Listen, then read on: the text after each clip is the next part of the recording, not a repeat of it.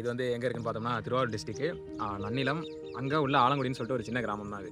இங்கே வந்துட்டு பார்த்தீங்கன்னா விவசாயம் அதிகமாக பண்ணுவாங்க. இங்கெல்லாம் நெல், பருத்தி, அப்புறம் வந்து எள்ளு. ஸோ இதெல்லாம் வந்து இந்த சைடு அதிகமாக இருக்கும். ஒரு ஒரு சைடில் ஒரு ஒரு மாதிரிங்கிற மாதிரி இந்த சைடு அதிகமாக இருக்கும். இப்போ வந்துட்டு இந்த சைடு வந்து சீசன் வந்து ஐப்பசி, கார்த்திகை. ஸோ அதனால் வந்து இங்கே வந்து நெல் அதிகமாக விளைக்கிறாங்க.